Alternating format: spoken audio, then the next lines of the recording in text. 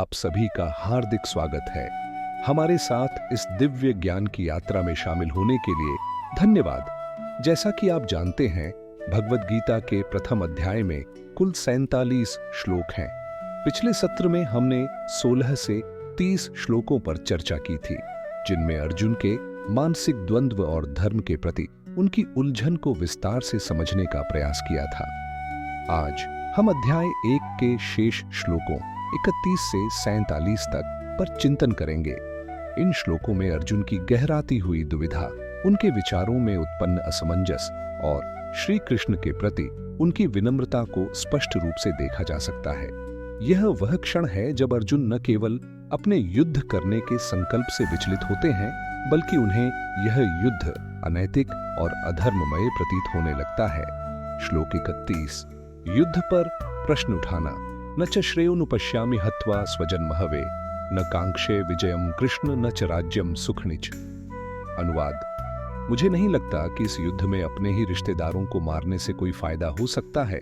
न ही मैं, मेरे प्रिय कृष्ण, किसी भी वाद की जीत, राज्य या खुशी की इच्छा कर सकता हूं। स्पष्टीकरण: अर्जुन खुले तौर पर जीत या भौतिक लाभ के प्रति अपनी उदासीनता व्यक्त करते हैं, अपने क्षत्रिय कर्तव्य और अपने भावनात्मक जुड़ाव के बीच संघर्ष को उजागर करते हैं। श्लोक 32 से 35। परिवार पर अर्जुन के विचार: किन्नो राज्येण गोविंद किं भोगर्जीवितेन वा ये सामर्थ्ये कांक्षितम नो राज्यम भोगाः सुखनि च तैमेव स्थिते प्राणानस्त्यक्त्वा धनानि च आचार्यः पितरः पुत्रस्तथैव च पितामहः मातुलाः श्वशुराः पौत्रः शिलाः संबंधिनस्तथा एतन्न हन्तुमिच्छामि घ्नतोऽपि मधुसूदन।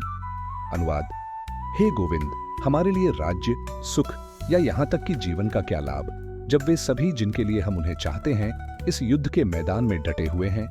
हे मधुसूदन, जब गुरु, पिता, पुत्र, दादा, मामा, ससुर, पोते और अन्य रिश्तेदार अपने जीवन और संपत्ति का त्याग करने के लिए तैयार हैं और मेरे सामने खड़े हैं, तो मैं क्यों खड़ा रहूं? क्या आप उन्हें मारना चाहते हैं? भले ही अन्यथा वे मुझे मार डालें। स्पष्टीकरण: अर्जुन युद्ध की निरर्थकता को दर्शाता है जब इसमें किसी के परिवार और समुदाय का विनाश शामिल होता है। उनकी सहानुभूति और नैतिक चिंता एक योद्धा के रूप में उनके कर्तव्य की भावना पर हावी हो जाती है। श्लोक 36। पाप पूर्ण परिणाम। पाप में वाश्रयेद समान्हत्वैता नाथतायिनः तस्मान्नर्हा वयम हन्तु। यदि हम ऐसे आक्रमणकारियों को मार डालेंगे तो पाप हम पर हावी हो जाएगा। इसलिए धृतराष्ट्र के पुत्रों और अपने मित्रों को मारना हमारे लिए उचित नहीं है। हे भाग्य की देवी के पति कृष्ण, हमें क्या हासिल होना चाहिए और हम अपने ही रिश्तेदारों को मारकर कैसे खुश हो सकते हैं? स्पष्टीकरण: अर्जुन का तर्क है कि किसी के रिश्तेदारों को मारने से भले ही वे आक्रामक हों, पाप पूर्ण प्रतिक्रिया होती है। वह ऐसे कृत्य की निरर्थकता और अनैतिकता पर जोर देते हुए कृष्ण से निवेदन करता है। श्लोक 37-38। कौरवों का लालछन यद्यपयेते न पश्यन्ति लोभोपहत चेतसः कुलक्षय कृतम दोषम मित्रत्रोघे च हे जनार्दन। यद्यपि ये लोग लालच से ग्रस्त अपने परिवार को मारने या दोस्तों के साथ झगड़ा करने में कोई दोष नहीं देखते हैं, हम जो परिवार को नष्ट करने में अपराध देख सकते हैं, इन पाप के कार्यों में क्यों शामिल होंगे? व्याख्या: अर्जुन कौरवों के लालच प्रेरित कार्यों की तुलना पांडवों की नैतिक स्पष्टता से करते हैं। वह प्रश्न करते हैं कि परिणाम जानने के बावजूद उन्हें पाप कर्मों की ओर क्यों झुकना चाहिए। श्लोक 39। पारिवारिक परंपराओं का विनाश। कुलक्षय प्रणश्यन्ति कुल धर्मः सनातनः धर्मे नष्टे कुलम कृतस्नम धर्मो विभवत्युत। अनुवाद: राजवंश के विनाश के साथ शाश्वत पारिवारिक परंपरा नष्ट हो जाती है और इस प्रकार परिवार के बाकी लोग अधर्म में शामिल हो जाते हैं। स्पष्टीकरण: अर्जुन को दुख है कि परिवार के विनाश से प्राचीन परंपराओं का नुकसान होता है, जो समाज में व्यवस्था और नैतिकता बनाए रखने के लिए महत्वपूर्ण है। धर्म की अनुपस्थिति एक खालीपन पैदा करती है, जिसे अधर्म भरता है, जिससे सामाजिक पतन होता है। श्लोक 40। स्त्रियों का पतन। अधर्माभिभवत् कृष्ण प्रदुष्यन्ति कुल स्त्रियः स्त्रीषु दुष्टासु वार्ष्णेय जायते वर्णसंकरः। अनुवाद: हे कृष्ण, जब परिवार में अधर्म प्रमुख होता है तो परिवार की स्त्रियां दूषित हो जाती हैं और हे वृष्ण के वंशज, नारीत्व के पतन से अवांछित संतान उत्पन्न होती है। व्याख्या। अर्जुन इस बात पर प्रकाश डालते हैं कि धर्म के टूटने से महिलाओं की भूमिका कैसे प्रभावित होती है, समाज में नैतिक और सामाजिक अराजकता पैदा होती है।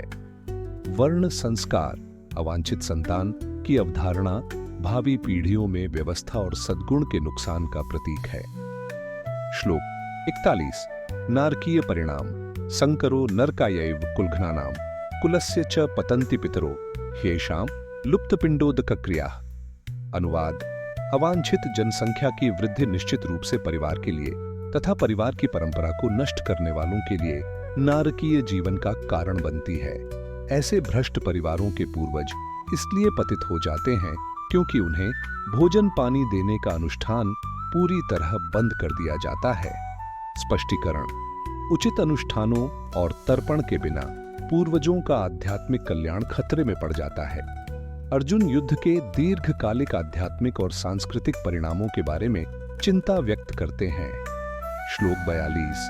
परंपराओं का विनाश दोषैरितैः कुलघ्नानां वर्ण संकर कारकैः उत्साद्यन्ते जाति धर्मा कुल धर्माश्च शाश्वताः। अनुवाद।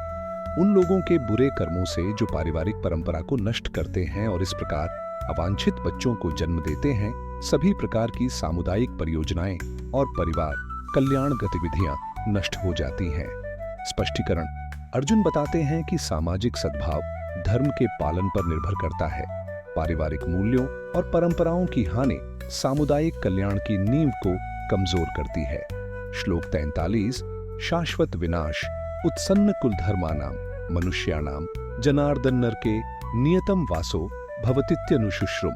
अनुवाद। हे कृष्ण, प्रजा के पालनहार, मैंने भगवान कृष्ण से यह बात सुनी है। शास्त्रों में कहा गया है कि जिनकी पारिवारिक परंपराएं नष्ट हो जाती हैं, वे हमेशा नरक में रहते हैं। व्याख्या।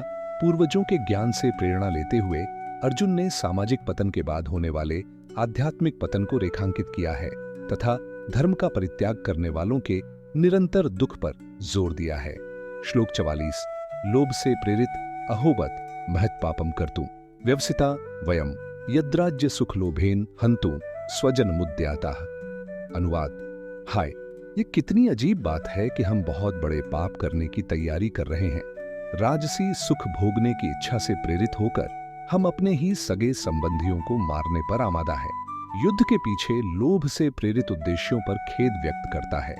उसका आत्मनिरीक्षण धर्म और पारिवारिक प्रेम के बीच उसके आंतरिक संघर्ष को प्रकट करता है। श्लोक 45। मृत्यु को पसंद करना यदि माम प्रतिकर्म शास्त्रम शस्त्रपाणयः धर्तराष्ट्रा राणे हनुस्तन्मे क्षेमतरम भवेत।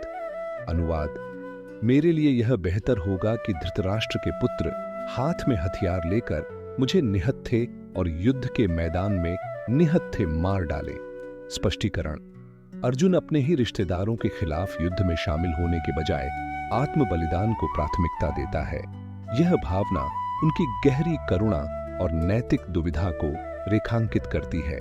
श्लोक 46 से 47। दुख पर विजय प्राप्त करें।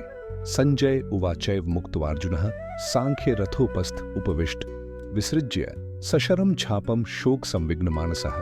अनुवाद। संजय ने कहा। युद्ध के मैदान में ऐसा कहकर अर्जुन ने अपना धनुष बाण एक तरफ रख दिया और रथ पर बैठ गया। उसका मन शोक से अभिभूत हो गया।